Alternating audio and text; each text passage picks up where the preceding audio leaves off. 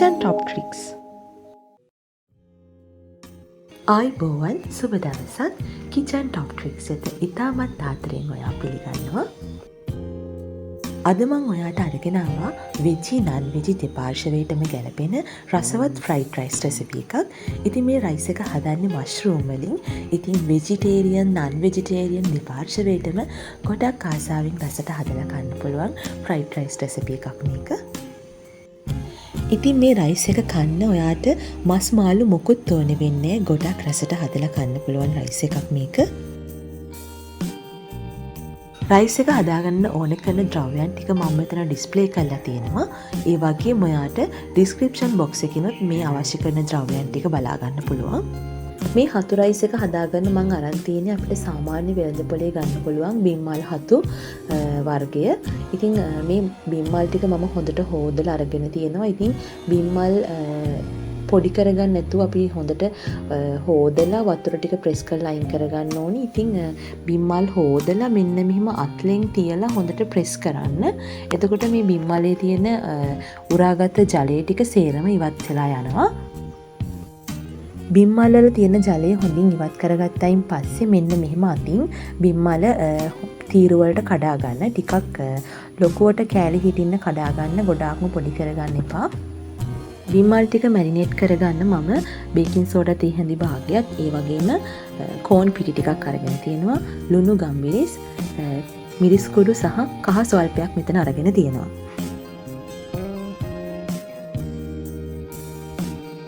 මුලින්ම මම හතු වලට එකතු කරන්නේ බේකින් සෝඩා තේ හැඳි භාගය. ඊට පස්සේ කෝන් පිටි වලින් ටිකක් එකතු කරගන්නවා. ඇත්තටම හතු වලට කෝන් පිටි කොච්චරක් ඕනේද කියලා මට ඔයාලට මේ වෙලාවේ විස්තර කරන්න බෑ. හතු වල හොඳින් නැවතෙන විදිහට කෝන් පිටි ඔයා ගත්ත හතු ප්‍රමාණයට අනුව යොදා ගන්න.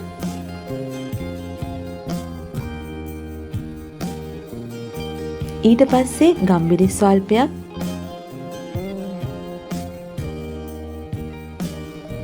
කහ කුඩු පිංචක්,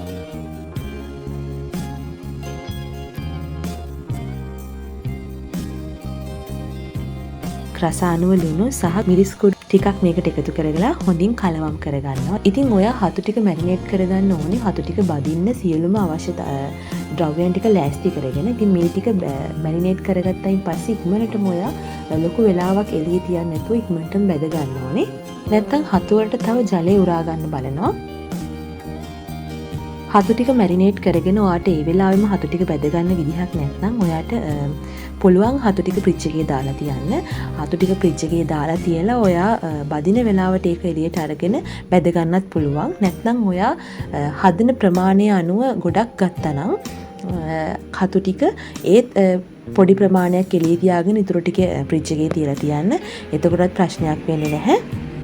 හතු මේ විදිහට මැරිනේට් කරලා ගත්තයින් පස්සේ හොඳ ක්‍රිස්පි බවක් එනවා හතු වලට. ඉතින් ඔයාට බේකින් සෝඩා නැත්නම් ඔයා කෝන් පිටි විතරක් පාවිච්චි කරන්න ඒත් ඇති මේකට. බේකින් සෝඩා වලින් මේ හතු ටික තව ටිකක් පිම්මිලා එනවා. ඉතින් ඒ හින්දායි මම බේකින් සෝඩා පාවිච්චි කළේ. බේකින් සෝඩා අත්‍යවශ්‍යම නැහැ.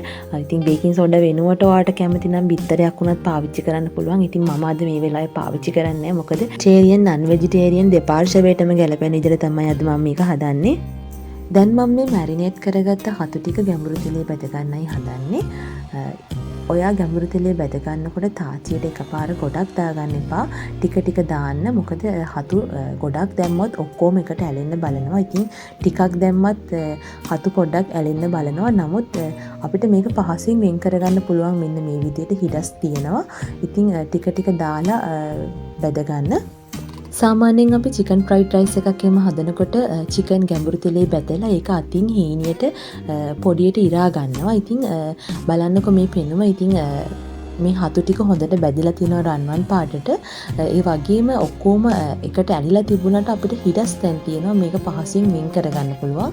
මෙන්න මේ විදිහට ඔයා බැදගත්ත හතු ටික නැවතත් වෙන් කරගන්න. එතකොට චිකන් වගේම හොඳ පෙනුමක් තියෙනවා. වගේම හොඳ රසක් තියෙනවා. අපි මේක මැරිනේට් කරලා ගත්ත හින්දා. හතු ටික හොඳින් වෙන් කරගත්තයින් පස්සේ මම පෑන් එකක් ලිපේ තියලා ඒකට පොල් තෙල් මේස හැන්දක් විතර දාගන්නවා රයිස් එක හදාගන්න. තෙල් ටික හොඳින් රත් වුණායින් පස්සේ තලාගත්ත කරාපු නැටි, කරදමුංගු, ඒ වගේම ඉඟුරු සුදු ලුණු ටික මන් තෙල් වලට එකතු කරලා බෙද ගන්නවා.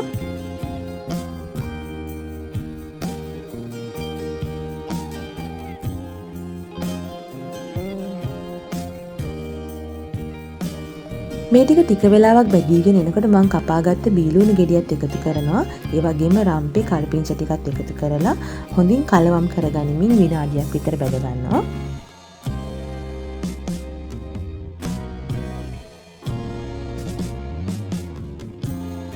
ඉතින් මගේ channel එක subscribe කරලා recipes එක එකතු වෙලා ඉන්නවට ගොඩාක් ස්තුතියි. මගේ channel එකට ඔයා අදම නම් සම්බන්ධ වුණේ. ඉතින් recipes වලට කැමති නම් මගේ channel එක subscribe කරලා ළඟම තියෙන bell icon එකත් click කරන්න කියලා ඔයාට ගොඩක් ආදරෙන් මතක් කරනවා. ඉතින් ලුණු ටික ගොඩාක් රන්වන් පාට වෙනකම් බැද ගන්න ඕනේ නැහැ.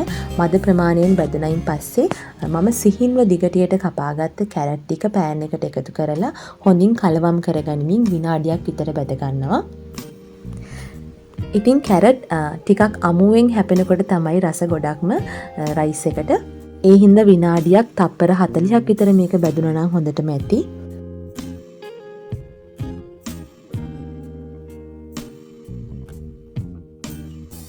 ඊට පස්සේ රස අනුව ලුණු,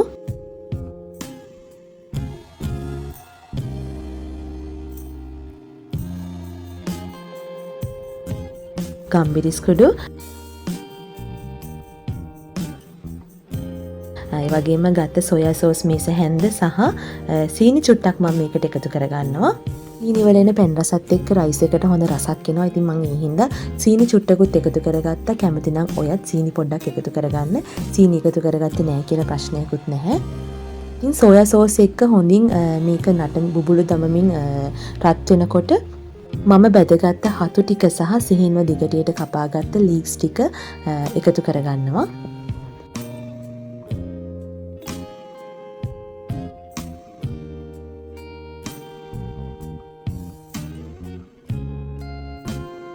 හතු ටික සහ ලීක්ස් කොළ ටික පෑන් එකේ චුට්ටක් බැදුනයින් පස්සේ ගත්ත බත් වලින් ටික ටික දාලා මේක හොඳින් කලවම් කරගන්නවා.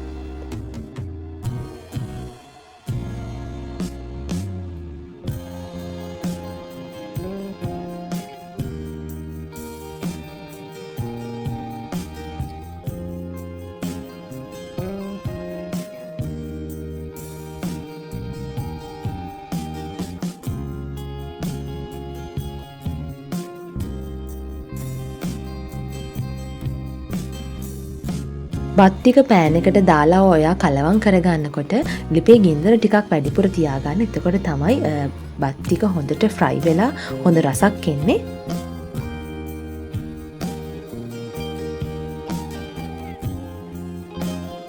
ඉතින් ගොඩක් පහසෙන් හදාගන්න පුළුවන් රයිස් රෙසිපි එකක් මේක. ඉතින් වෙජිටේරියන් කෙනෙක්ට වගේම නන් වෙජිටේරියන් කෙනෙක්ටත් මේ මෂ්රූම් රයිස් රෙසිපි එක ගොඩාක් සූටබල් වෙනවා. ඉතින් මස් මාළු මොකුත් නැතුව ඔයාට මේක කන්නත් පුළුවන්. හරිම රසයි. ඒ වගේම රයිස් එකෙන් හොඳ සුවඳකුත් එනවා. ඒ වගේම රයිස් එකේ පෙනුම චිකන් ෆ්‍රයිඩ් රයිස් එකක් වගේමයි. ඉතින් ගොඩක් ආදරෙන් ආරාධනා කරනවා මේ රෙසිපි එක try කරලා බලන්න කියලා ඔයත්. ඉතින් මගේ වීඩියෝ එකට කැමති නම් ලයික් එකක් දාන්න, ඒ වගේම කමෙන්ට් කරන්න, මාව සබ්ස්ක්‍රයිබ් කරන්න බැරිනවා නම් ඔයා මාව සබ්ස්ක්‍රයිබ් කරන්න කියලාත් ගොඩක් ආදරෙන් මතක් කරනවා. ඉතින් මේ වගේ රසවත් රෙසිපි එකක් සමගින් හමු වීමේ බලාපොරොත්තුෙන් සමුගන්නම්. ඔයාට සුබ දවසක්.